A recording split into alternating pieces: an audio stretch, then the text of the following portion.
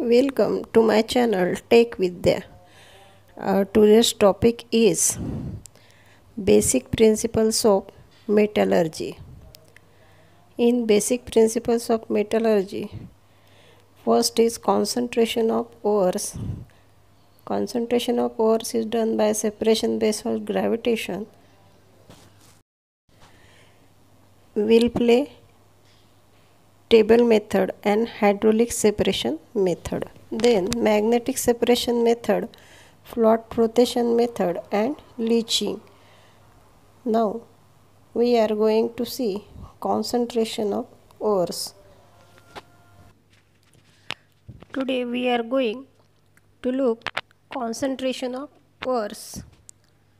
What is concentration of ores? Concentration, the process of separating gangue particles from the ores is called concentration of ores. First method, separation based on gravitation method. ग्रॅव्हिटेशनच्या बेसवर ओर्सचं आणि गँग्यूचं separation कसं केलं जातं यामध्ये दोन method आहेत. एक आहे विल्फले टेबल मेथड आणि दुसरी आहे हायड्रोलिक सेपरेशन मेथड. सेपरेशन हे करायचंच आहे म्हणून इथे नाव आहे हायड्रोलिक सेपरेशन मेथड. तर फर्स्ट मेथड बघू, विल्फ्रे टेबल मेथड. आता सेपरेशन बेस ऑन ग्रॅव्हिटेशन म्हणजेच काय, तर यामध्ये जे हेवी पार्टिकल्स आहे ते खाली बसतात. जसं ओर्सचे पार्टिकल हेवी असतात ते खाली बॉटमला जमा होतात आणि लाईट पार्टिकल्स गँग्यूचे असतात ते वर जमा होतात. याला सेपरेशन बेस ऑन ग्रॅव्हिटेशन असं म्हणू. या प्रोसेसमध्ये विल्फ्रे टेबल मेथड आणि हायड्रोलिक सेपरेशन मेथड या दोन मेथड आपण वापरतो. तर सुरुवातीला आपण बघू विल्फ्रे टेबल मेथड. विल्फ्रे टेबल मेथडची डायग्राम आपल्यासमोर आहे. फक्त आपल्याला याचं जे वर्किंग आहे या डायग्राम थ्रू समजून घ्यायचं आहे आणि मग आपल्याला तसंही एकदा डायग्राम आपल्याला समजली की मनाने डिस्क्राईब करता येतं. तर बघू विल्फ्रे टेबल मेथड. विल्फ्रे टेबल मेथडमध्ये आपण डायग्राम बघू. डायग्राममध्ये तुम्हाला दिसतं आहे की सर्वात याची जी अरेंजमेंट आहे ती लक्षात घ्यायची आहे. ही अरेंजमेंट आहे ती इन्क्लाइन पोझिशनमध्ये आहे म्हणजेच उतरत्या स्वरूपाची आहे. वर पावडर ओअरसाठी इथे तुम्हाला हे दाखवलेले आहेत. या पार्टमधून पावडर ओअर टाकलं जातं आणि ॲट द सेम टाईम ही जी आडवी पट्टी आहे यामधून वॉटरसुद्धा त्या पावडर ओअरबरोबर वरून सोडलं जातं आणि त्या वॉटरसोबत ज्या पावडर ओअरमधले जे पार्टिकल्स आहेत ते ब्लॉक होतात आणि गँग्यूचे पार्टिकल्स हलके असल्यामुळे या वॉटरसोबत ते खाली वाहत येतात. आता या डायग्रामचं निरीक्षण जर केलं तर आपल्याला इथे स्लिट्स दिसत आहेत. या ज्या आडव्या पट्ट्या आहे याला आपण स्लिट्स म्हणू. त्यानंतर हा जो टेबल आहे ब्राऊन कलरचा हा व्हायब्रेशन टेबल आहे. नंतर इथे गँग्यू जमा झालेला दिसतो वॉटरसोबत आणि इथे कॉन्सन्ट्रेशन ओअर. तर याचा आता वर्किंग आपल्याला एकदा डायग्राम लक्षात आले की आपल्याला वर्किंग लिहिता येईल. तर हा जो टेबल आहे हा व्हायब्रेटिंग टेबल आहे म्हणजे हा सतत हालत असतो आणि हल्ल्यामुळे म्हणजेच कंप पावतो आणि त्यामुळे मग जे पार्टिकल्स आहे ते वेगळे व्हायला मदत होते. टेबल मेथड आहे म्हणून याच्यामध्ये एक प्रकारचा टेबल तयार केलेला आपल्याला दिसतो आहे. तोही उतरत्या स्वरूपाचा आहे. आता बघू, in this method of separation the wilfley table is made by fixing narrow thin wooden riffles on incline surface. Wooden riffles म्हणजे एक प्रकारचं जे पार्टिकल्स आहे त्याला ब्लॉक करण्यासाठी किंवा अडकवण्यासाठी ह्या वुडन या अशा पट्टी टाईप ज्या टाकलेल्या आहे त्याला वुडन रायफल्स म्हटलेलं आहे. या उतरत्या सरफेसवर the table is kept vibrating continuously. डायग्राममध्ये दाखवलेलंच आहे की टेबल जो आहे तो कंटिन्युअसली व्हायब्रेट होत आहे. पावडर डोअर वरून टाकलं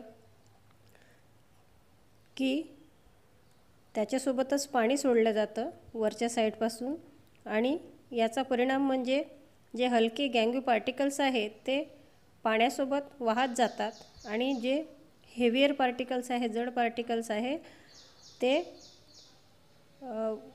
त्या स्लिट्समध्ये जे आहे ते अडकतात, जमा होतात. यांचं जे हेवियर पार्टिकल्स आहे याचं यामध्ये प्रपोर्शन ऑफ मिनरल्स हे जास्त असतं गँग्यूपेक्षा. गँग्यूमध्ये मिनरल जे आहे ते कमी असतात आणि हे हेवी पार्टिकल्स त्या वुडन रायफल्समुळे ब्लॉक केले जातात, तिथे अडकतात ते आणि त्या स्लिट्स ज्या आपल्याला दाखवलेल्या आहेत तिथे आडव्या पट्ट्या याच्यामध्ये ते कलेक्ट केले जातात. या दोन स्लिट्सच्या मध्ये जे आहे ते कलेक्ट केले जातात. अशा प्रकारे अतिशय सोपी ही पद्धत आहे. वरून पावडर टाकलं की त्याच्यासोबत पाणी टाकलं, पाण्यासोबत गँग्यूचे लाईट पार्टिकल्स खाली वाहत येतात आणि जे ओरचे पार्टिकल आहेत ते जड असल्यामुळे या वुडन रायफल्समध्ये अडकतात आणि मग ते स्लिट्समध्ये कलेक्ट केले जातात. यासाठी हा टेबल जो आहे तो कंटिन्युअस व्हायब्रेट होणे गरजेचे आहे. व्हायब्रेशन झाल्यामुळे हा आपल्याला इथे सेपरेशन बेस ऑन ग्रॅव्हिटेशन हा इफेक्ट मिळतो. This method is called hydraulic separation method, means this separation is related to the water. इथे या टँकच्या खाली एक आउटलेट आहे ते वॉटर इनलेट आहे वॉटर टाकण्यासाठी आणि वर एक आउटलेट आहे ते वॉटर काढण्यासाठी. Water outlet and water inlets are join to the tank. Powder ore is poured in this tank. At the same time water is inlet, through water inlet water is mixed with that powdered ore. As a result their ore suspension is formed and light particles of gangue are collected at the water surface. These gangue particles are separated by this upper outlet of water and the heavy particles of ores get collected at the bottom, are separated by the water outlet in the bottom. अशा प्रकारे हलके particles वरच्या आउटलेटमधून वेगळे केले जातात आणि जे heavy particles आहेत ते खालच्या आउटलेटमधून वेगळे केले जातात आणि हे सगळं वॉटरच्या सहाय्याने होतं, म्हणून याला हायड्रोलिक सेपरेशन मेथड असं नाव दिलेलं आहे. This method requires an electromagnetic machine. इथे शब्द चाललेला आहे मॅग्नेटिक, म्हणजे इथे मॅग्नेटिक मशीनचा यूज केलेला आहे. या आकृतीमध्ये जर पाहिलं तर याचे मेन जे इन्ग्रेडियंट आहेत ते आपल्याला दिसत आहे. हे दोन जे रोलर्स, म्हणजे आपण त्याला चाक म्हणू, हे दोन चाक. या एक चाक आहे ते मॅग्नेटिक आहे आणि दुसरं जे आहे ते नॉन मॅग्नेटिक आहे, म्हणजे एकामध्ये मॅग्नेट आहे आणि दुसऱ्यामध्ये नाही. मग आणि खाली याच्यात या दोन चाकांना जोडण्यासाठी एक बेल्ट आहे, कन्वेयर बेल्ट. हा एकतर लेदरचा बनलेला असतो किंवा ब्रासचा बनलेला असतो. या दोन चाकांना तो रोटेट करतो आणि ज्यावेळेस पावडर ओव्हरवरून या नॉन मॅग्नेटिक रोलरजवळ ही पावडर ओव्हरची जी टाकण्याची टॅप आहे ती नॉन मॅग्नेटिक रोलरजवळ धरलेली आहे आणि इथून मग हे पावडर ओव्हर टाकल्यानंतर या बेल्टवर ते फिरून खाली दोन कलेक्टर दाखवलेले आहेत, म्हणजेच हे इन्ग्रेडियंट्स जमा करण्यासाठी आहे. कलेक्टर नावच आहे तिथे, म्हणजे ते कलेक्ट करण्यासाठी आहे. मग हे नॉन मॅग्नेटिक इन्ग्रेडियंट जे आहे ते मॅग्नेटिक बेल्टवरून गेल्यानंतर तो मॅग्नेटिक बेल्ट त्याला अट्रॅक्ट करणार नाही, म्हणजे ते दूर फेकल्या जातात. म्हणून ते नॉन मॅग्नेटिक इन्ग्रेडियंट या 1 नंबरच्या कलेक्टरमध्ये जमा केले जातात आणि जे मॅग्नेटिक आहे ते याला अट्रॅक्ट करतात. हा बेल्ट त्या पार्टिकल्सला अट्रॅक्ट करतो आणि म्हणून हे मॅग्नेटिक इन्ग्रेडियंट जे आहे ते या दुसऱ्या कलेक्टरमध्ये पडतात. अशा प्रकारे अगदी सोपं याचं वर्किंग आहे आणि लिहायचं कसं ते पाहू आपण आता. द मेन याचं आपल्याला जे आता समजून घेतलं तेच आपल्याला डिस्क्रिप्शन म्हणून लिहायचं आहे आपल्या शब्दामध्ये. तर आपल्याला असं लिहिता येईल, the main parts of this machine are of 2 types of iron rollers, म्हणजेच लोखंडी रोलर्स आहेत, ते चाकं आहेत. The conveyor belt of moving continuously around them, हे चाकांना हा कन्वेअर बेल्ट फिरवतो. One of the roller is non magnetic while the other is electromagnetic. एक जो आहे यामधला नॉन मॅग्नेटिक दिसत आहे आणि दुसरा जो आहे इलेक्ट्रोमॅग्नेटिक आहे. The conveyor belt moving around the roller is non magnetic made up of leather or brass. मी आधीच सांगितलं तुम्हाला हा लेदर किंवा ब्रासचा बनलेला असतो. Powder over is poured on the conveyor belt near the non magnetic roller. अशी रचना जर पाहिली तर आपल्याला लक्षात येत आहे की हा पावडर ओव्हर जे आहे हे नॉन मॅग्नेटिक रोलरकडून ओतल्या जात आहे. 2 collectors vessels are place below the magnetic roller. Magnetic रोलरच्या खाली 2 कलेक्टर वेसल आहे इन्ग्रेडियंट जमा करण्यासाठी. The particles of non-magnetic part are in the ore are not attracted towards the magnetic roller. Therefore, they carried further along the belt and fall in the collector vessel. Places is away from the magnetic roller.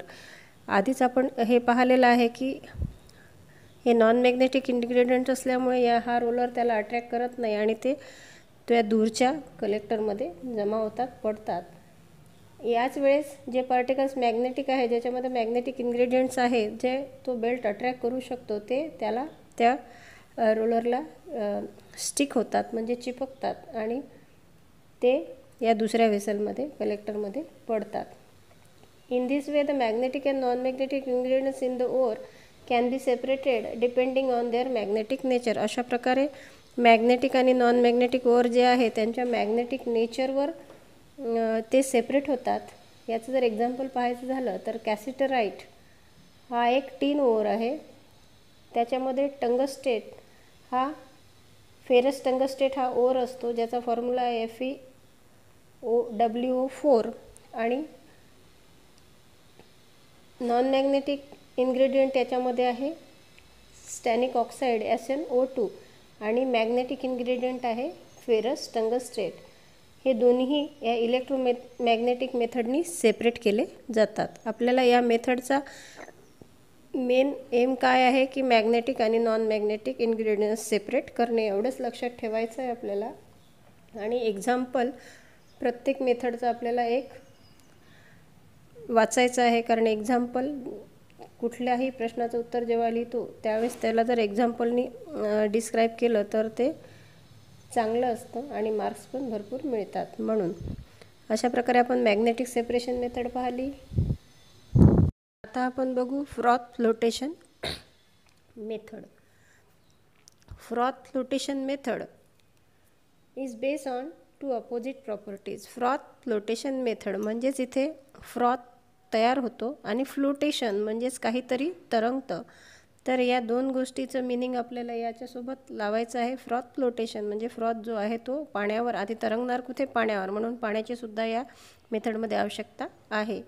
तर याची आपण आधी base कशावर आहे ही froth flotation method is based on two opposite properties, that is hydrophilic and hydrophobic of the particles. जे particle आपल्याला separate करायचे आहे त्या पार्टिकल्सला त्याची हायड्रोफिलिक प्रॉपर्टी आहेच, म्हणजे तो वॉटर लविंग आहे का, तो वॉटरमध्ये जाऊन ओला होतो का, किंवा तो हायड्रोफोबिक आहे का, म्हणजे त्याला वॉटरची भीती वाटते किंवा तो वॉटरपासून दूर सारला जातो, वॉटरने ओला होत नाही. या दोन प्रॉपर्टी ज्या अपोजिट आहे, एकाला वॉटरमध्ये ओलं व्हायला आवडतं आणि एकाला नाही आवडत किंवा तो ओला होत नाही, अशा दोन प्रॉपर्टीज ऑफ पार्टिकल्स जे आहे याच्यामध्ये या बेसवर ही मेथड आहे.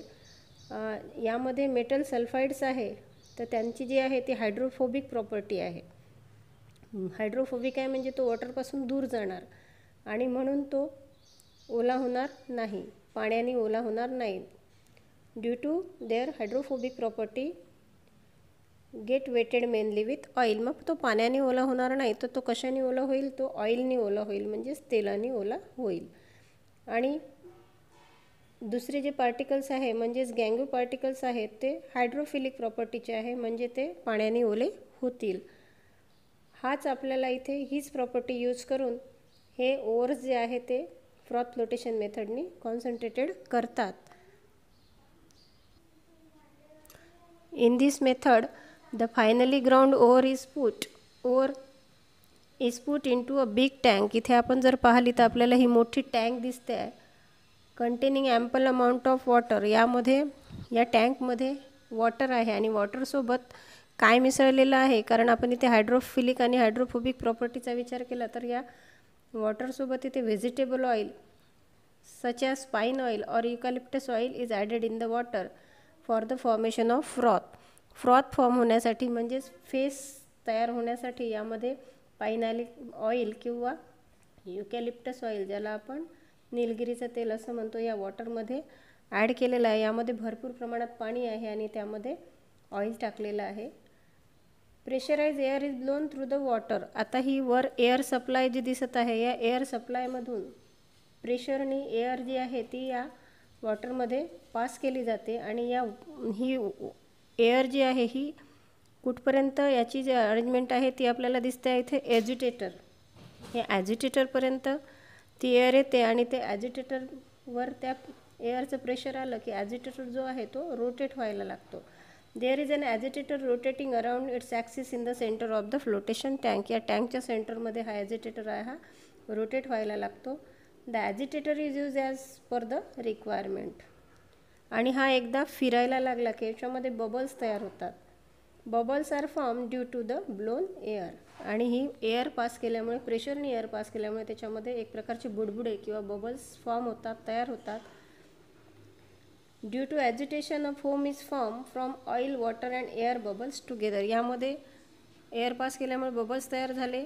त्यानंतर त्याच्यामध्ये वॉटर आहे आणि पाईन ऑइल आहे. आपण टँकमध्ये इथे वॉटर अँड पाईन ऑइल आणि बबल्स हे तिन्ही मिक्स झाल्यानंतर त्याचा एक प्रकारचा फ्रॉथ तयार होतो. आणि तो फ्रॉथ तयार झाल्यानंतर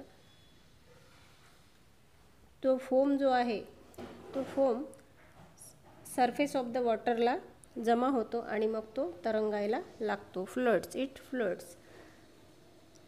due to agitation foam is form from oil, water and air bubbles together. Due to agitating this foam rises to the surface of the water and floats. हा फोम जो तयार झालेला आहे फेस, तो सरफेस ऑफ द वॉटरला जातो आणि तिथे तरंगायला लागतो. ज्याप्रमाणे आपण आपल्या घरी ज्यावेळेस आपण कपडे भिजत टाकताना ज्यावेळेस आपण डिटर्जंट पावडर टाकतो आणि त्याला हलवतो, हलवल्यानंतर तो जो फेस आहे तो वर येतो, त्याचप्रमाणे इथे जो फेस आहे तो वर वॉटर सरफेसवर येतो आणि तरंगायला लागतो. आणि म्हणूनच या मेथडला फ्रॉथ फ्लोटेशन मेथड असं म्हणतात. Particles of certain sulfide overfloat with the foam on the water as they preferentially get wetted by the oil. जे पार्टिकल्स सल्फाईडचे आहे, आपण आधीच पाहिलं की सल्फाईड हा हायड्रोफोबिक आहे, तो वॉटरमध्ये भिजत नाही. मग तो कोणामुळे भिजतो? ऑइलमुळे. म्हणून जे पार्टिकल्स आहे सल्फाईडचे ते हा जो फोमवर तयार झालेला आहे यामध्ये ऑइलमध्ये ते ओले होतात. For example, this method is use for the concentration of zinc blende, that is ZnS and copper pyrite. Zinc blende formula ZnS and copper pyrite CuFeS2. याचं एक्झाम्पल आपल्याला लक्षात ठेवायचं. आणि यावर एक क्वेश्चन विचारला जातो तुम्हाला, व्हाय पाईन ऑइल और eucalyptus oil is use in froth flotation method. तर त्याचा फ्लॉथ तयार होण्यासाठी आणि इथे दोन्ही हायड्रोफिलिक आणि हायड्रोफोबिक प्रॉपर्टीज ज्या आहेत त्या वापरल्या आहेत, म्हणून इथे पाईन ऑइलचा यूज केला जातो, असं याचं उत्तर आपल्याला लिहायचं आहे.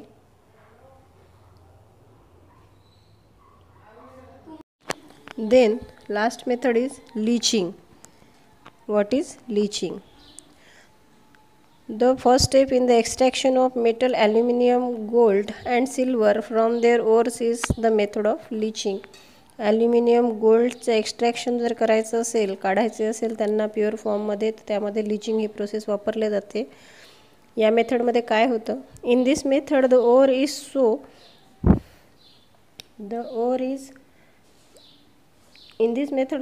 soaked in certain solution. In this method, the ore is soaked in certain solution for long time. The ore dissolved in that solution due to specific chemical reaction. या मेथडमध्ये जे ओर आहे ते या सोल्युशनमध्ये बऱ्याच वेळासाठी डिझॉल्व केलं जातं आणि डिझॉल्व केल्यामुळे यामध्ये केमिकल रिॲक्शन घडते. द गँग्यू however does not react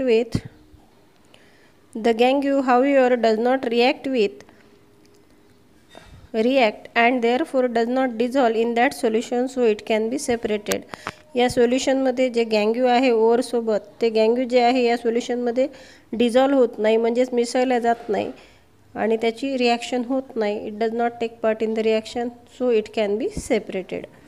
For example, concentration of bauxite, the aluminum ore, is done by leaching method. Here, bauxite is soaked in aqueous sodium hydroxide and aqueous Na2CO3, which dissolves the main ingredient alumina in it. याचे example जर पाहायचं झाले तर आपल्याला ज्यावेळेस concentration of बॉक्साईड हे आपण पुढे शिकणार आहोत, ॲल्युमिनियमचं ओर आहे. ॲल्युमिनियम ओर मधून बॉक्साईट काढण्यासाठी लिचिंग मेथड वापरले जाते. यासाठी बॉक्साईट जे आहे ते ॲक्वियस म्हणजेच पाण्यामध्ये सोडियम हायड्रॉक्साईड आणि Na2CO3च्या मिक्सचरमध्ये डिझॉल्व केलं जातं आणि जो यामध्ये मेन इन्ग्रेडियंट आहे तो आहे ॲल्युमिनियम. इथे आपल्या बेसिक प्रिन्सिपल्स ऑफ मेटलर्जीमधल्या कॉन्सन्ट्रेशन ऑफ ओर्सच्या सर्वच मेथड कंप्लीट झालेल्या आहेत. पुढच्या मेथडमध्ये आपण एक्स्ट्रॅक्शन ऑफ मेटल ही सेकंड स्टेप पाहणार आहोत. कॉन्सन्ट्रेशन ऑफ ओर्स ही फर्स्ट स्टेप होती. सेकंड स्टेप आहे extraction of metals of reactive metals, less reactive and moderately reactive metals ही पाहणार आहोत. Thanks for watching and don't forget to subscribe my channel.